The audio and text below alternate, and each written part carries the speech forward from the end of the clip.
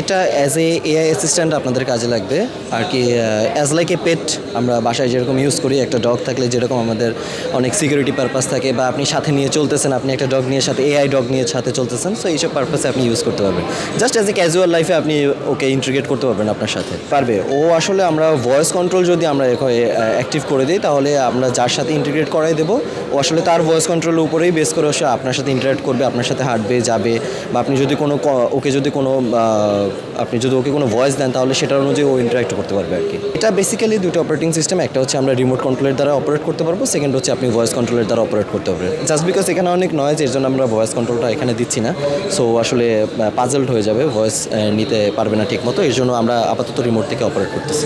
আমাদের উদ্দেশ্য হচ্ছে এটাকে আরও ফিউচারিস্টিকভাবে কীভাবে মানুষের কাজে আনানো যায়, প্লাস হচ্ছে তাদের দৈনন্দিন জীবনের সাথে কীভাবে একে ইন্টারাক্ট করানো যায়, বা তাদের দৈনন্দিন জীবনে যাতে ওকে যতটা বেশি কাজে লাগানো যায়, সো সেটাই হচ্ছে আমাদের future plan. Monalisa heavy flow 15 piece প্যাকেটের সাথে 8 পিসের একটি প্যাকেট একদম ফ্রি।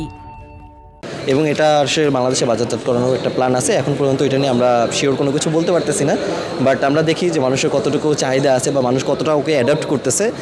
ডিপেন্ডিং অন দ্যাট আমরা এটা নিয়ে ফিউচার প্ল্যান করব। এটা বেসিক্যালি আমাদের এআই প্ল্যাটফর্ম থেকেই করা হয়েছে। এখন মানুষ যেহেতু ডে বাই ডে এআইয়ের উপরে অনেকটা বেশি নির্ভরশীল হয়ে যাচ্ছে, বা দৈনন্দিন জীবনে এআইকে কাজে লাগানোর চেষ্টা করতেছে, সো আমরা চাচ্ছি যে দেখা গেছে যে আমাদের প্রত্যেকদিন জীবনে যখন এআই কাজে লাগতেছে, so why not we come up with a pet. So আমরা এর জন্যই এটাকে আসলে বেসিক্যালি নিয়ে আসা হয়েছে এখানে। আমরা টেকনো থেকে আসছি। টেকনো বেসিক্যালি বাংলাদেশে মোবাইল ফোন নিয়ে কাজ করতেছে। সো আমরা চাচ্ছি mobile phone definitely is a part of your daily life. So আমরা এর উপরে বেস করি আরও বেশ কিছু প্রোডাক্ট নিয়ে কাজ করতেছি, যেটা আপনার ডেইলি লাইফের উপরে কাজ করতে পারে। বেসিক্যালি এখন আমরা শুরুতে শুধুমাত্র আমাদের কোম্পানির উপরে রিলায়েবল আছি। আমাদের R&Dতে এটা হচ্ছে এটা নিয়ে রিসার্চ বা যা কিছু করা হচ্ছে। So in future I think এটা হচ্ছে আমাদের যদি ম্যানেজমেন্ট যদি চিন্তাভাবনা করে যে definitely will think something about government, যে গভর্নমেন্ট আমাদের এই ক্ষেত্রে হেল্প করবে এটা প্রচারের জন্য বা প্রসারের জন্য, বা এই জায়গাটায় অন্য যেসব কোম্পানি আছে যারা এটা নিয়ে কাজ করতে চাচ্ছে, তারা যাতে আমাদেরকে দেখে আর একটু উদ্বুদ্ধ হয় এটা নিয়ে কাজ করার জন্য। সো তখন হয়তো বা definitely will go to the government যে আমাদেরকে এইখানে হেল্প করুক বা আমাদেরকে একটু সাপোর্ট দিক আর কি।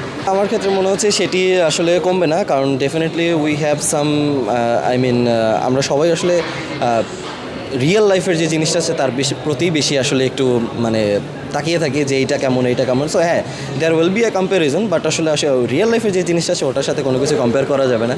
অ্যাটলিস্ট আমরা যদি একটা রোবট ডগ আছে, আপনার যদি একটা মানুষ রোবট নিয়ে আসে, তাহলে ডেফিনেটলি আপনি তো মানুষকে প্রিফার করবেন না, obviously you will go for the real one. So আসলে এটা রিপ্লেস করবে না, বাট এটা একটা অল্টারনেটিভ হতে পারে, বা আসলে আমি একটু বেশি কিছু চাচ্ছি, বা আমি ফিউচারিস্টিক কোনো কিছু চাচ্ছি, এটা আসলে টেক এনথুজিয়াস্ট যারা আছে তাদের জন্য আসলে এটা অনেক বেশি কাজ করবে।